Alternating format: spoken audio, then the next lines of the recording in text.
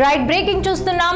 పశ్చిమ గోదావరి జిల్లాలో జరిగిన డబుల్ మర్డర్ భీమవరం వాసులను ఉలిక్కి పడేలా చేసింది. సుంకరవద్దయ్య వీధిలో కన్నతల్లి సొంత తమ్ముడిని ఓ వ్యక్తి అత్యంత దారుణంగా నరికి చంపి పోలీసులకు ఫోన్ చేసి విషయం చెప్పాడు. పట్టణంలో సంచలనం రేపిన ఈ ఘటన కలకలం రేపింది.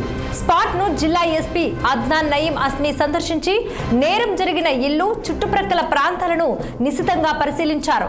క్లోజ్ టీమ్, డాగ్ స్క్వాడ్ అధికారులతో కలిసి కీలక ఆధారాలను సేకరించారు. కేసు దర్యాప్తు పురోగతి గురించి పోలీసు సిబ్బందిని అడిగి తెలుసుకున్నారు. ఘటనలో మహాలక్ష్మి, గునుపూడి రవితేజలు మృతి చెందినట్టు ఎస్పీ తెలిపారు.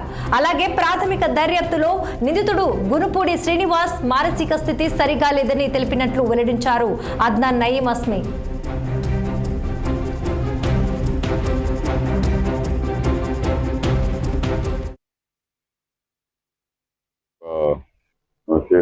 ఈ యొక్క అన్ఫార్చునేట్ ఇన్సిడెంట్ నిన్న రాత్రి ఇక్కడ జరిగింది.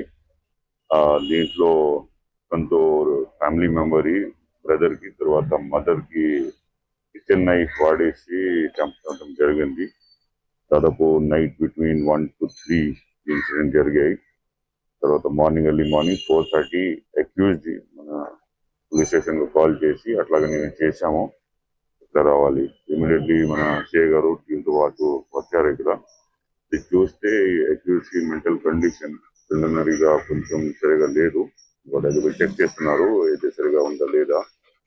కోవిడ్ టైంకి ఇది ఫాదర్ కి డెత్ అయ్యడం జరిగింది. అప్పటి నుంచి ఫ్యామిలీలో అలాగే ఉంటుంది పరిస్థితి. చిన్నప్పుడు ఈ బ్రదర్ ఆయనకి చెప్పారు బయట చేసి గొడవ కానీ టేకులు చేసి అట్లా చేయలేదు, along with other neighbours and other people on the road.